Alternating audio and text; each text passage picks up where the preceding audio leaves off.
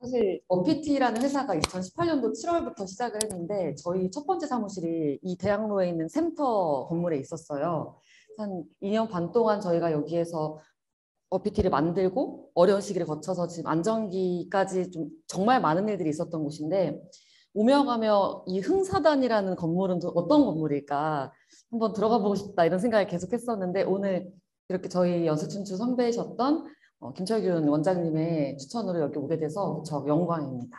그래서 오늘 금요일 저녁인데 이 자리가 아깝지 않도록 최대한 제가 지금까지 경험하고 본 것들을 여러분들에게 알려드리겠습니다.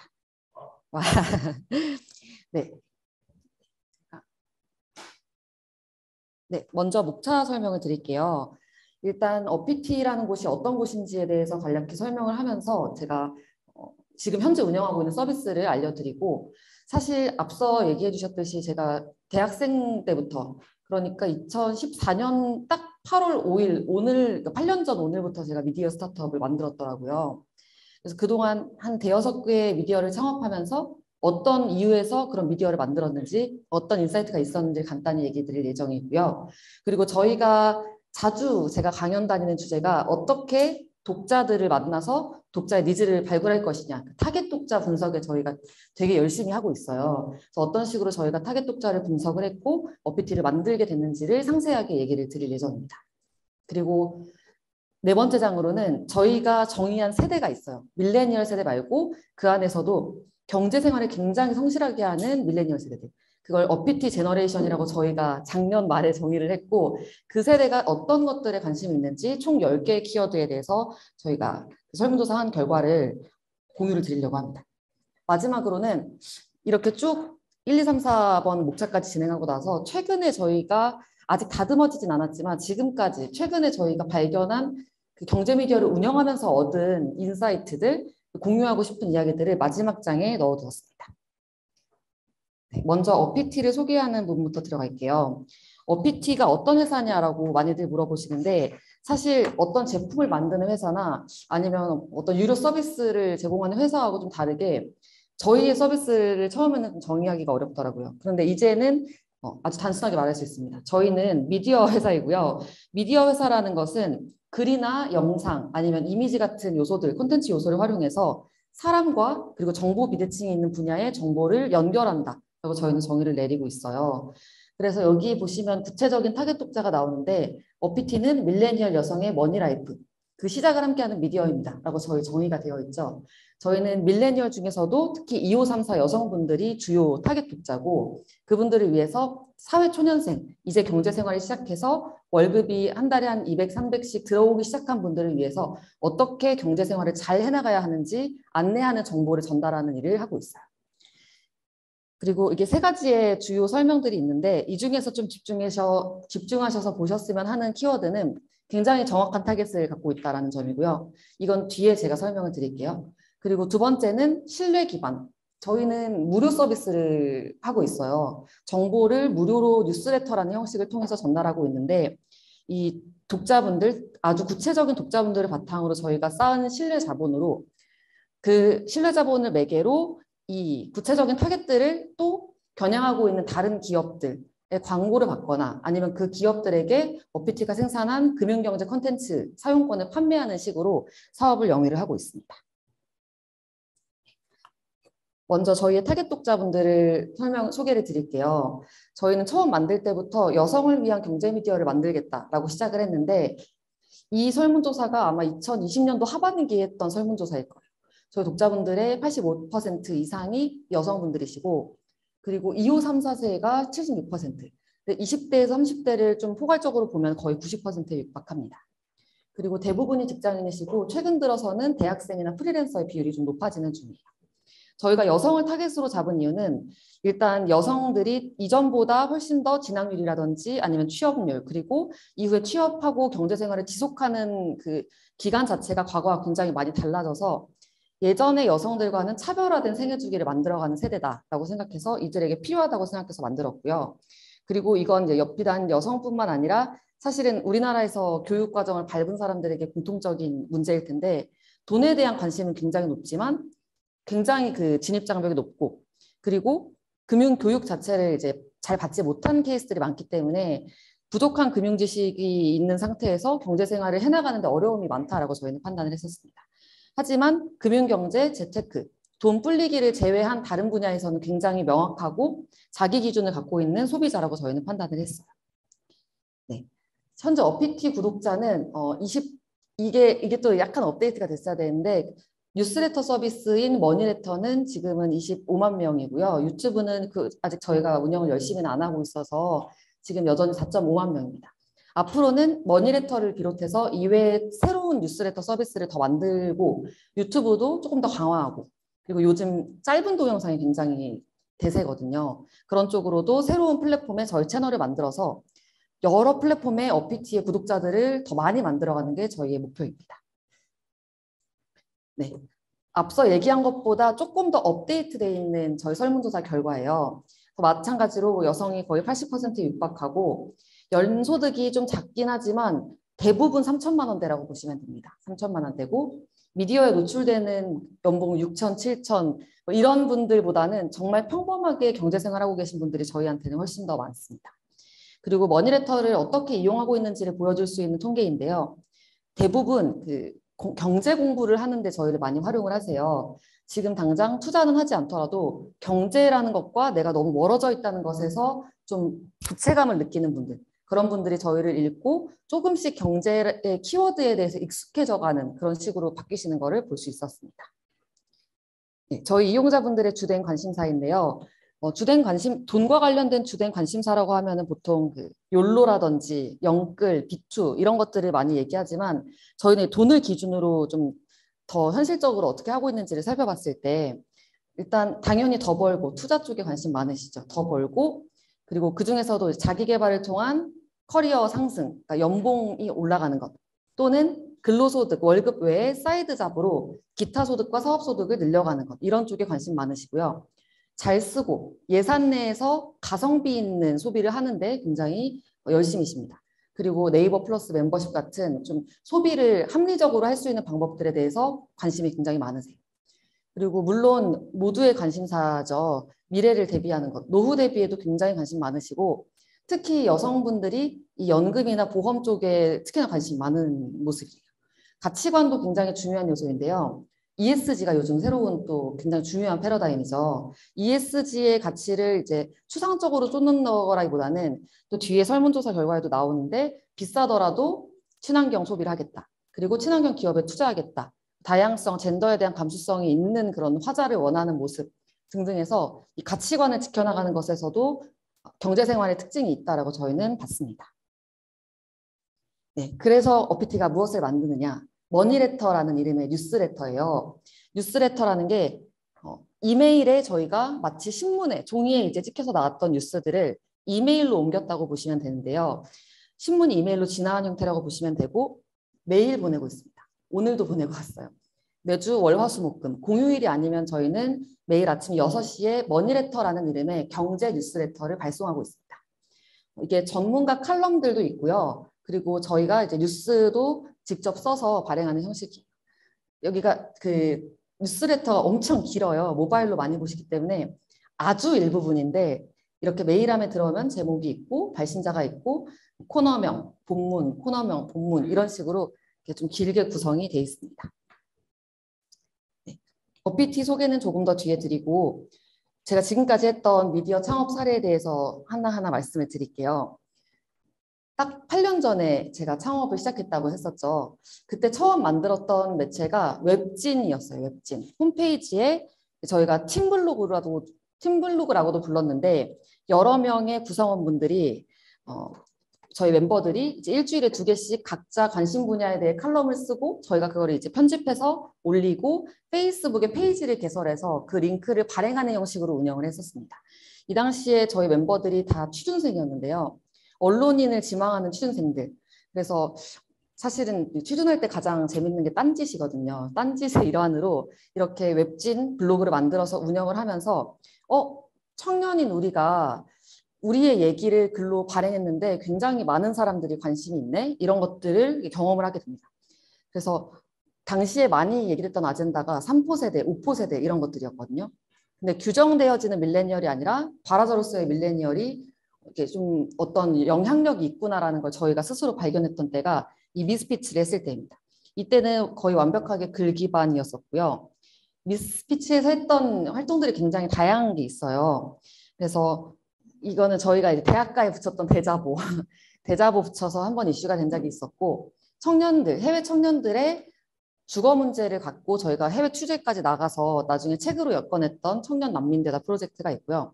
그리고 영상으로도 마지막 그 미스피치 운영 마지막쯤에는 영상으로도 뭐 어떤 뭐 정치 이슈를 좀 쉽게 설명을 한다든지 아니면 악플 읽어주는 영상 이런 식으로 약간 짧은 한 4, 5분 정도의 영상 콘텐츠로 바이럴을 이끌어낸 적도 있었습니다.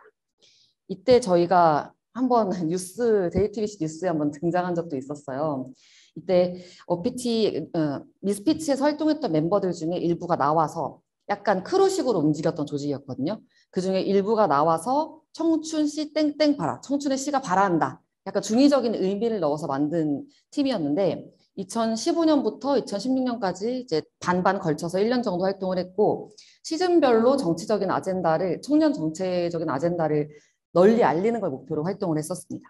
이때도 마찬가지로 페이스북을 기반으로 저희가 활동을 했었고 이전 미스피치 때와 달라진 게 있다면 홈페이지는 없었고 영상과 짤방, 이미지로 저희가 콘텐츠를 만들었었어요.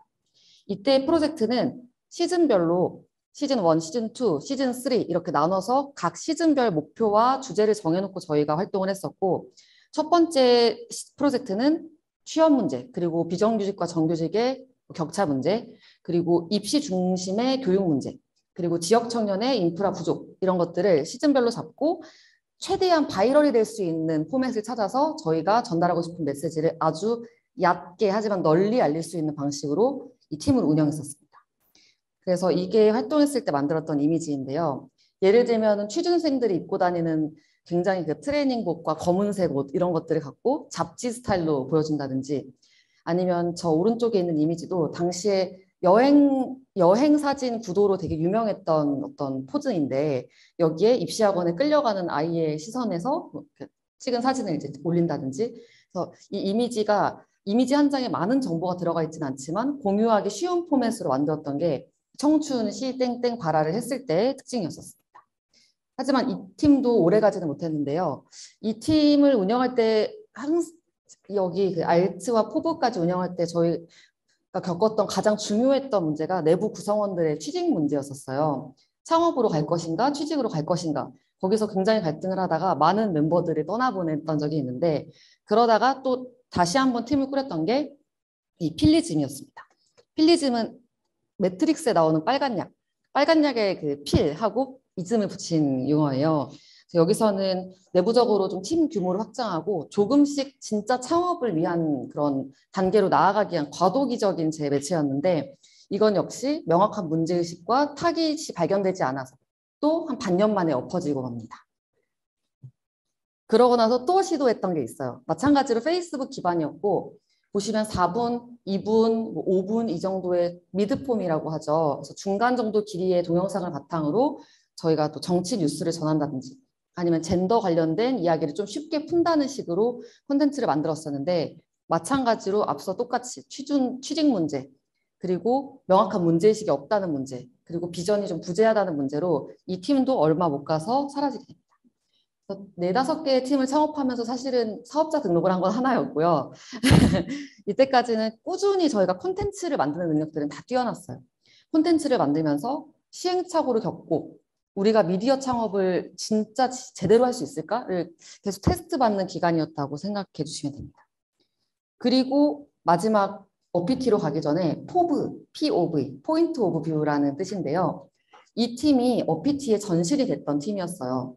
이때는 정말 저희가 법인 만들고 투자 받아서 사업해보자라는 생각으로 멤버들을 모았었고 4명의 멤버들이 모여서 예전하고 다르게 정치 사회적인 이슈가 아니고 우리 또래 여성들, 이젠 직장인이 된 여성들이 한정된 시간과 돈을 잘 쓸 수 있도록 도와주는 미디어를 만들자라는 생각으로 모였었고요.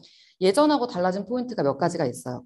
일단 첫 번째로 이 앞서 만든 4개의 팀을 운영하는 동안에는 저희가 대학생이거나 아니면 취준생이었습니다. 그래서 제 또래 친구들하고 그렇게 경제생활 측면에서 다른 게 없었어요. 모든 게 부족했고 모든 게 문제였었는데 이때부터는 저희 친구들이 취직을 하기 시작하면서 소득 수준도 달라지고 소비 패턴도 달라지고 콘텐츠 생산하는 사람들하고 콘텐츠를 저희가 줘야 하는 사람들 사이에 굉장히 큰 격차가 발생한 거죠. 그래서 이해관계가 크게 바뀌었다는 게 있었고, 두 번째는 이 당시가 2017년도에서 2018년도 초반인데 페이스북에서 인스타그램으로 확 넘어가기 시작한 시점이었습니다. 이게 저희한테 중요했던 게 일단 페이스북 기반이 훨씬 더 저희한테 강하기도 했었고, 친구들이 직장인이 되면서 페이스북을 점점 접기 시작하는 이유가 상사가 친구 추가를 건다. 그래서 점점 페이스북을 떠나서 인스타그램을 가게 됐는데, 그러면서 지금까지 저희가 했던 포맷들이 다 이제 먹히지 않는 환경이 됐었고요. 무엇보다 이때 당시가 이제 아마 정권이 바뀌었을 때였을 거예요. 당시에 정치 주제로 활동했던 청년 매체들이 약간 정체성의 혼란을 겪었던 시기가 있었습니다. 저희가 지금까지 얘기했던 아젠다를 지금까지 얘기한 방식대로 얘기할 수가 없었고, 그래서 정치 아젠다도 좋지만 우리가 좀 더 우리 독자분들에게 실제 삶을 변화시켜주고 실제로 조금이라도 도움이 되는 그런 미디어를 만들어야 되지 않을까라는 생각으로 이 포부를 하게 된 거였고요. 또 당연히 이제 수익 모델에 대한 고민도 있었습니다. 이전까지는 돈을 벌어본 경험이 없었는데 이제는 우리도 미디어 사업으로 돈을 벌어보자라는 생각을 이때 하게 됐었고요. 여성 잡지가 기능했던 시대가 있었다. 우리는 여성 잡지의 넥스트 모델을 만들자라는 아주 거창한 생각으로 만들게 됐었습니다. 하지만 이 역시 4개월 만에 엎어지게 됩니다. 이유가 저희 독자분들, 이 채널을 구독하신 분들을 찾아가서 우리 채널 어떻냐라고 여쭤봤더니 있으면 좋은데 없어도 괜찮다라고들 얘기를 해주시는 거예요. 사실 콘텐츠 스타트업한테는 굉장히 치명적인 얘기거든요. 그 얘기를 듣고 뭔가 지금까지 4-5개의 팀을 창업하면서 우리가 했던 방식이 잘못되지 않았을까? 라는 생각으로 타겟 독자 분석에 처음으로 들어가게 됩니다.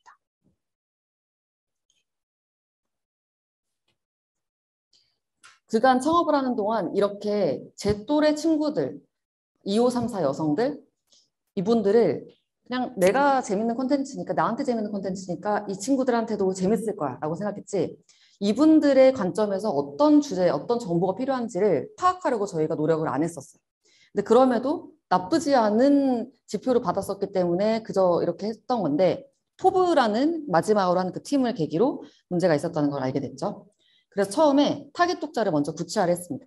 누가 우리의 콘텐츠를 봤으면 좋겠는가.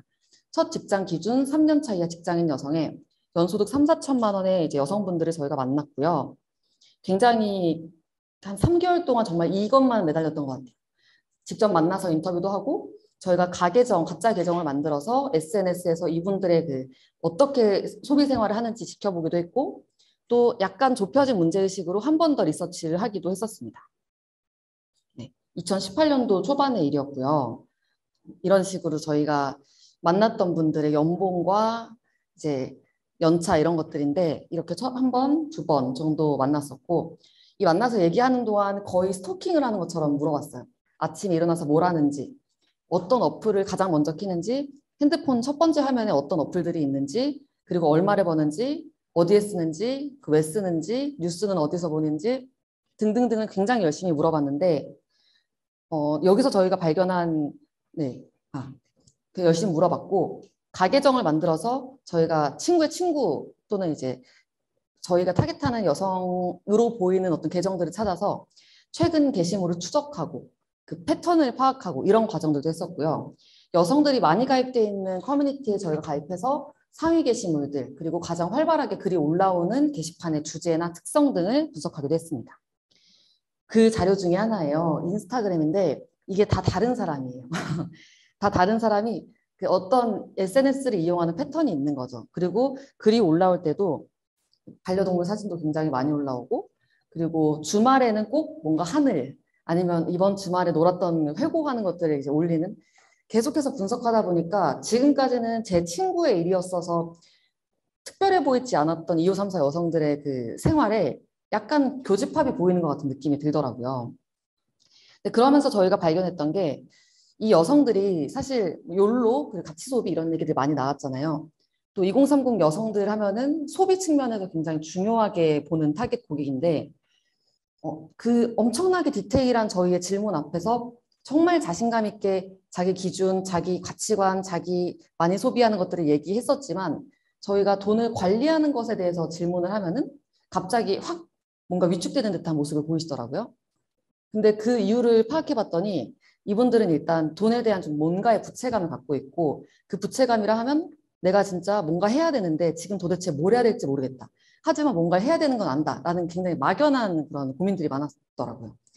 또 좀 더 디테일하게 가보면은 큰 돈 드는 일을 겪어본 적이 없기 때문에 뭔가 제대로 대비를 해야겠다는 동기부여가 안 됐던 상태였고 또 막연한 두려움도 있었고 문제가 생기기 전까지는 상황을 검색해보지 않는 그런 문제도 있었습니다.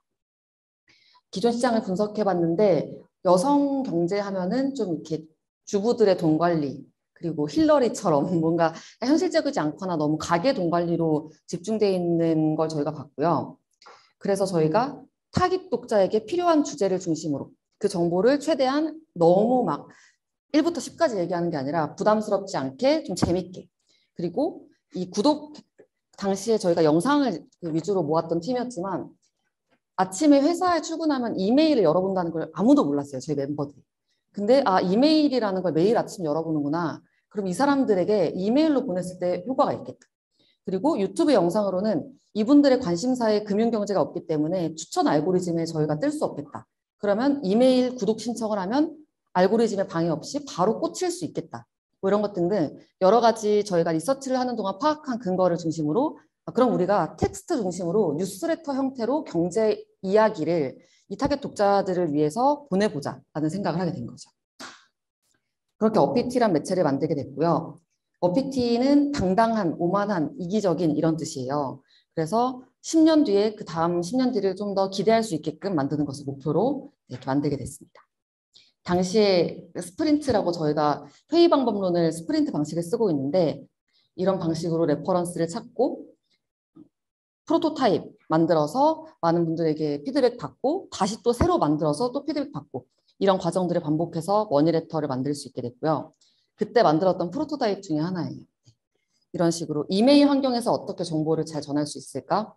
이거를 중심으로 고민했었고 저희 뉴스의 예시예요. 그래서 돈미스잇이라는 코너명으로 최대한 어제 있었던 그 뉴스, 경제 뉴스들을 좀 쉽게 설명해 주는 것을 목표로 좀 얘기를 전했었습니다. 그리고 김생민의 영수증과 비슷한 코너도 있었어요. 자세히 보시면은 기고자분들이 직접 보내주시는 코너 그 컨텐츠예요. 내가 얼마를 벌고 어떻게 쓰고 있고 나의 돈 관련된 고민은 뭐고 뭘 하려고 한다 등을 이제 전해주시는 코너도 저희가 운영을 하고 있고 그리고 공부할 수 있는 컨텐츠들 계량 투자 이야기, 재무제표 읽기 이런 컨텐츠들도 뉴스레터 안에 꽉꽉 담아서 보내고 있습니다. 제가 생각보다 시간을 많이 잡아먹어서 이제 조금씩 얘기하겠습니다. 저희가 그렇게 3년 동안 운영을 했고요. 운영을 하는 동안 세간에서 얘기하는 특히 2020년 이후에 밀레니얼 하면 얘기하는 영끌 비투 그리고 코인에 약간 미쳐있는 그런 밀레니얼들 이 밀레니얼이 아니라 우리가 지금 매일매일 만나고 있는 밀레니얼 세대는 좀 다른데? 라는 문제의식이 저희가 최근에 생겼었고 작년 하반기부터 저희가 이들을 어피티 제너레이션이라고 정의하고 조금 더 집중적으로 예전 3년, 4년 전에 했던 설문조사, 리서치 그 다음 단계로 굉장히 그 어피티를 읽는 사람들을 다시 한번 분석을 하게 됐어요. 그래서 현재 경제적 자유라는 단어가 굉장히 많이 이용되는데 이 경제적 자유라는 트렌드를 이끌어가는 진짜 밀레니얼 세대들 저희가 어피티 제너레이션이라고 규정을 했고요. 어피티를 이용하는 사람들, 어피티를 이용하는 밀레니얼들의 특징을 다시 한번 정의를 내려봤습니다. 그래서 돈을 버는 것도 관심이 있지만 투자든 월급이든 관심이 있지만 그 이상으로 공부라는 행위 자체에 굉장히 관심 많으세요. 그래서 트위터에 어피티 검색을 해보면 저희 뉴스레터를 필사하시는 분도 계십니다. 아니면 매일매일 어피티 뉴스레터를 자기의 그 문법으로 요약해서 올리시는 분들도 계세요. 그리고 이분들은 여러 개의 뉴스레터를 같이 구독하고 계시는 경우가 많은데 세상 돌아가는 이야기를 내가 놓친다라는 것에 대해서 좀 불안함을 느끼고 그 놓치지 않고 알고 싶어 하고 자기만의 유튜브 내가 구독하는 채널, 내가 구독하는 뉴스레터, 내가 네이버에서 구독해 놓은 언론사 등을 통해서 자기만의 정보 수집 레이어를 이렇게 쌓아서 세상하고 세상 돌아가는 이야기들을 만나는 그런 패턴을 볼 수 있었고요. 그리고 중요한 정보를 찾으면 블로그 같은 공간에 기록도 하고 그리고 특히나 좀 더 활발하게 움직이시는 분들은 경제 스터디나 모임을 꾸려서 주기적으로 만남을 갖고 돈 이야기를 나누는 것도 저희가 볼 수 있었습니다. 그리고 네, 여기는 네, 경제 정보 같은 경우에는 네, 비슷한 내용이고요. 저희가 작년 10월 말 이때 설문조사를 한번 대대적으로 한 적이 있어요. 저희 독자가 20만 명이었을 텐데 총 3,600여 명의 참여자분들이 설문을 끝까지 참여해 주셨고 설문조사가 거의 20, 30분 걸릴 정도로 굉장히 길었는데도 정말 많은 분들이 응답을 해주셨던 자료였습니다. 이 설문조사는 저희가 2021년 한 해 동안 뉴스레터를 통해서 가장 많이 소개한 키워드하고 그리고 독자분들, 밀레니얼 세대가 관심 있는 키워드를 엮어서 총 10개의 트렌드 키워드를 저희가 찾아서 그 키워드에 대한 생각들을 물었던 거였는데요. 이 사람들의 경제 생활에 해당 키워드가 얼마나 중요했는지, 그 키워드를 가지고 어떤 활동들을 했는지, 그리고 뭐 내년에는 어떻게 전망하는지 등을 설문조사를 통해서 물어봤었습니다. 10개 키워드 중에서 가장 많은 중요도 순으로 가장 많은 표를 받은 주제가 바로 생활 물가였었어요.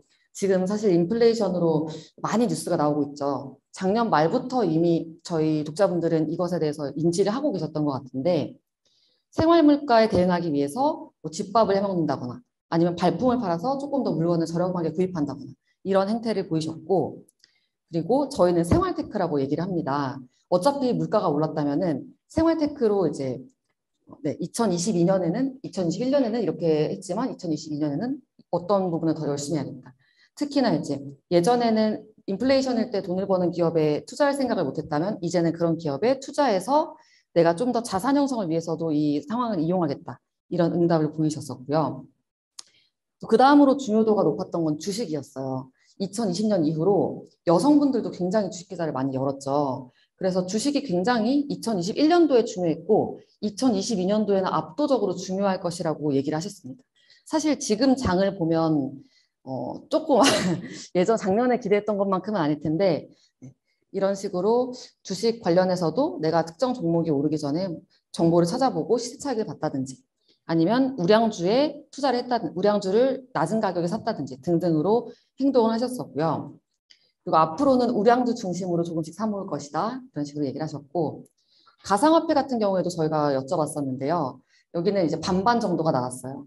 중요도 순에서. 그리고 흥미로웠던 건 연소득이 높을수록 가상화폐를 중요하다라고 여겼다는 그런 결과가 나왔었고요. 그리고 가상화폐 시장이 지금은 굉장히 많이 좀 차가워졌지만 여전히 가상화폐에 한 번은 투자해봐야지라는 생각들을 갖고 계세요. 그래서 내가 어디에 투자할지 종목을 고를 것이다. 이런 응답들이 많이 나왔었고 또 온라인 쇼핑 키워드에서도 주목할 만한 내용들이 있었는데요. 여기서도 어떤 쇼핑몰을 선택을 하냐. 쿠팡, 네이버, 뭐 옥션 이런 데 중에서 어디를 쓰냐라고 했을 때 할인 혜택이 높은 곳이 압도적으로 높은 비율을 보였고 또 저희가 좀 신기하게 봤던 건 그 다음으로 중요한 게 배송 빠른 것도 있지만 신뢰도 측면에서 믿을 만한 곳을 나는 선택을 하겠다라고 응답하신 분들이 의외로 적지가 않았어요. 의외로 편의성보다는 신뢰도가 좀 더 중요도가 높았다. 이런 것 인사이트도 발견할 수 있었고요. 그리고 또 어떤 쇼핑몰을 택하냐에서 가장 저렴한 다나와라든지 네이버 쇼핑에서 가장 저렴한 것을 선택하는 경우도 있었는데 무신사, 에이블리처럼 특정 분야에 전문화된 플랫폼을 믿고 이용하는 경우도 있었습니다. 적지 않은 비중으로 응답을 받았었어요. 그래서 저희가 생각하는 밀레니얼들이 뭐 로켓 배송, 무조건 빠른 배송, 무조건 싼 값 이런 것들을 지향하는 것만은 아니라는 것을 볼 수 있었고요. 그리고 네.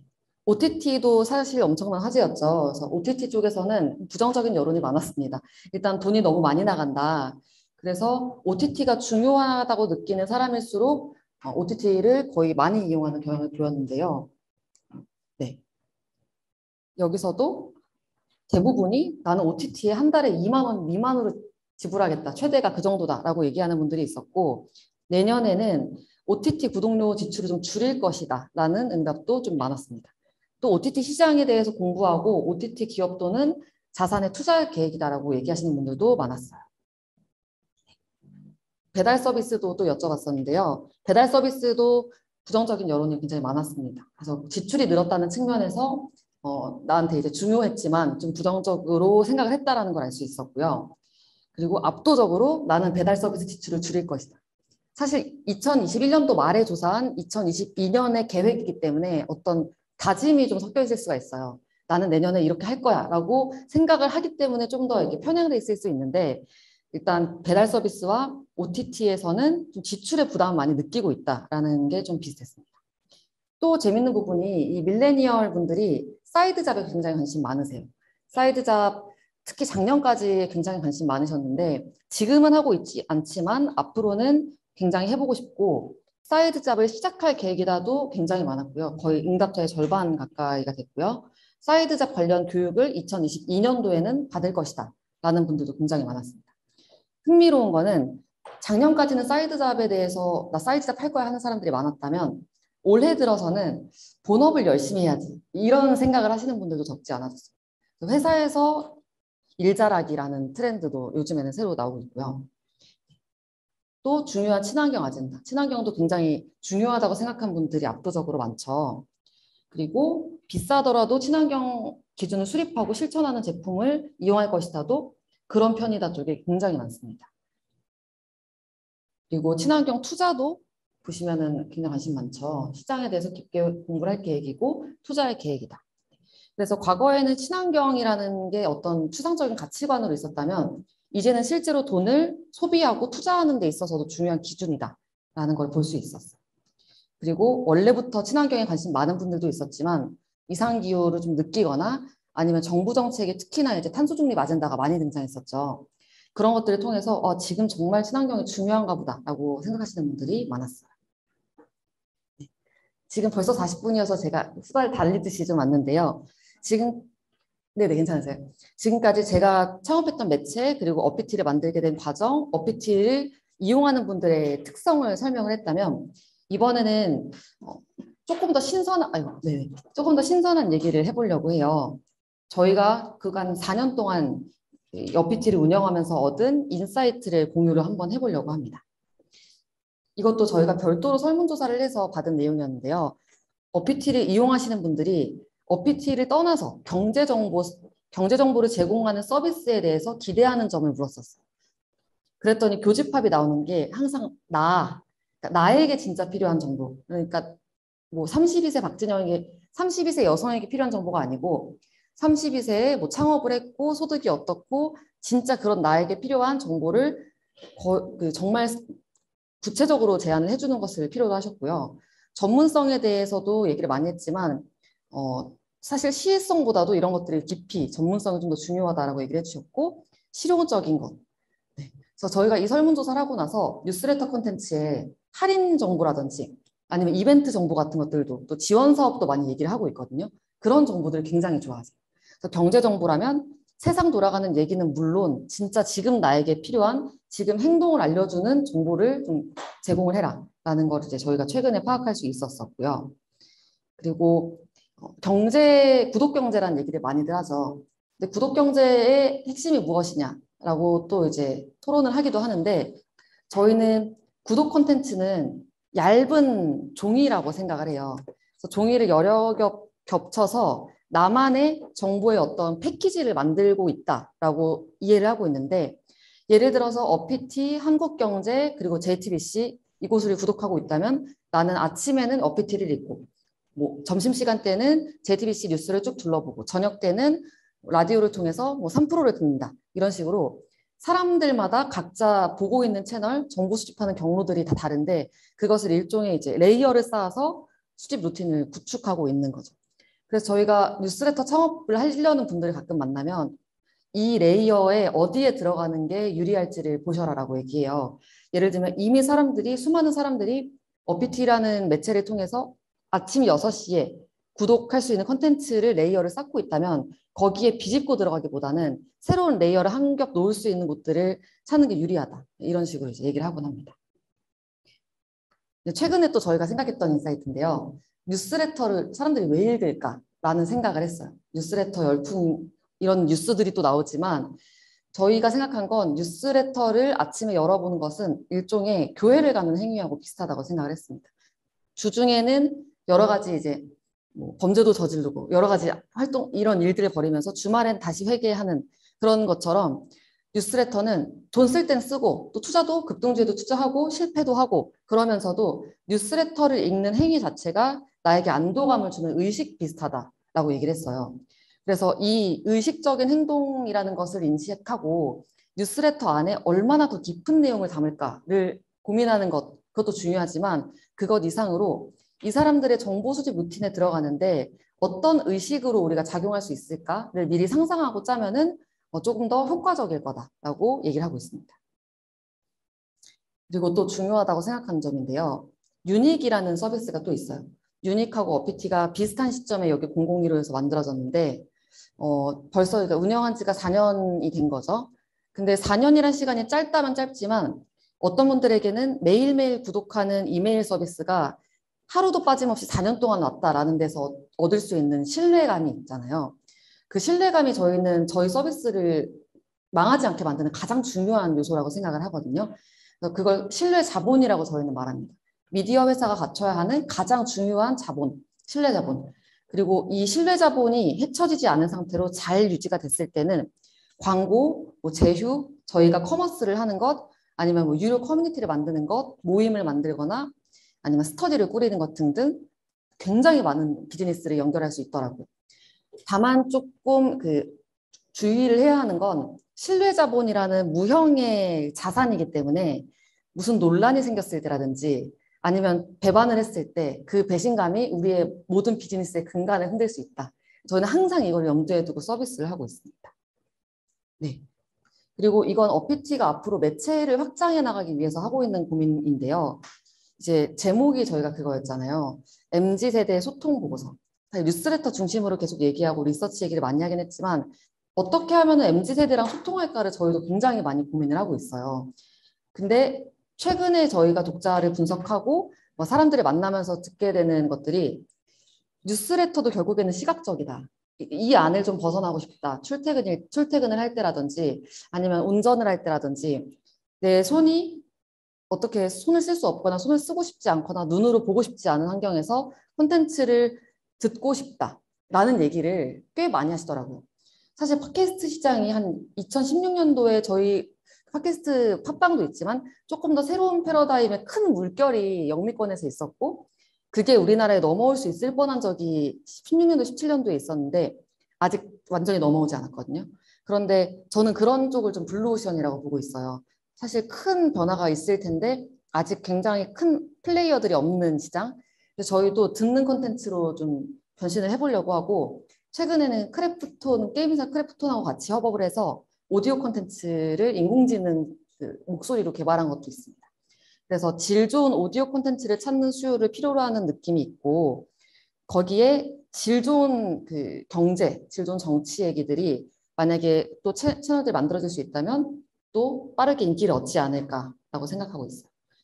또 하나 저희가 매체를 늘리려고 하는 플랫폼이 틱톡입니다. 틱톡 얘기 아마 요즘 많이 들으셨을 거예요. 계속 틱톡을 해라 얘기하는데 어떤 매체사도 지금 좀 머뭇머뭇거리고 있는 분위기거든요. 아, 여기 너무 어리다. 그런데 2014년도, 13년도에 유튜브를 한다 그러면 딱 똑같은 반응이었어요. 아니, 거기는 애들이나 보는 거고 안 본다. 페이스북 해야 된다. 근데 2, 3년 만에 패러다임이 완전히 바뀌었죠. 또 페이스북에서 채널을 운영하다가도 2, 3년 만에 유튜브로 넘어가고. 그래서 지금 틱톡이 갖고 있는 뭔가 묘한 이질감이 어떻게 보면 블루오션이라는 증거라고도 생각을 하고 여기서는 친근한 캐릭터가 60초 이내 짧은 영상으로 이제 메시지를 전하는 게 기본 포맷이고요. 또 저희도 어피티 채널이 있는데 굉장히 구독자 수 한 13명 굉장히 적은데요. 저희가 최근에 여기 채널을 열려고 알아보다 보니까 브랜드나 회사가 아닌 개인 캐릭터. 예를 들면 어피티라는 채널명이 아니고 돈 언니 이런 거 있죠. 아니면 할인 알려주는 여자 뭐 이런 식으로 개인을 컨셉으로 만들어서 브랜드명으로 만들어서 활동을 했을 때 훨씬 더 확산이 좋다라는 얘기 듣고 저희도 한 9월 정도에 오픈할 것을 목표로 지금 준비를 한창 하고 있습니다. 그리고 이건 저희가 예상하지 못했는데 독자분들이 하는 행위인데요. 정보를 수집하고 나서 이걸 가지고 어떤 행동을 하는지까지 지켜보면은 기획할 때부터 많은 도움이 될 수 있어요. 저희 독자분들은 자기만 볼 수 있는 공간에 OPT 콘텐츠를 게시하거나 아니면 익명 SNS, 그 트위터 같은 곳들에 저희를 많이 공유를 하시는데 처음부터 그러면은 이 사람들이 공부할 수 있는 콘텐츠로 진짜 퀴즈를 내고 저희 퀴즈도 만들고 있는데 퀴즈를 내고 답할 수 있게끔 한다든지 아니면 필사를 하게끔 만든다든지 이런 식으로 공부라는 것이 이 사람들이 정보 수집 이후의 행동이라면 그거를 중심으로 미리 설계하는 게 굉장히 효과적이겠다. 이런 생각도 최근에 하고 있습니다. 그리고 이제 마무리 마지막 장인데요. 저희가 가장 중요하다고 생각하는 거죠. 앞서 쭉 얘기했던 내용인데 타겟 독자라는 것이 사실 MZ 세대가 실존하지 않는다라고 말하는 마케터들도 계세요. MZ는 없고 32살 지금 흥사단 3층에서 마이크를 잡고 얘기하는 서울 거주 여성 이런 식으로 굉장히 디테일하게 잡아야지 타겟 독자라는 게 우리 머릿속에 있는 틱톡을 좋아하는 요즘 MZ 세대 이렇게 얘기를 해서는 안 된다고 하시는 분들도 계시거든요. 그래서 가장 먼저 미디어 회사로서 가장 중요하게 해야 될 것은 편견을 벗고 타겟 독자를 대면하는 것. 그리고 이게 구체적으로는 주기적인 1대1 FGI, 1대1 면담 같은 거죠. 그걸 통해서 타겟 독자의 최근 관심사와 최근 하루 루틴을 파악하는 게 가장 중요하다라고 저희는 지금 생각하고 있습니다. 약간 두서없이 얘기를 하게 됐는데요. 이게 약간 농두삼이 네, 마무리는 여기까지 하고 질문에 대한 대답으로 제가 좀 더 많은 얘기를 하겠습니다.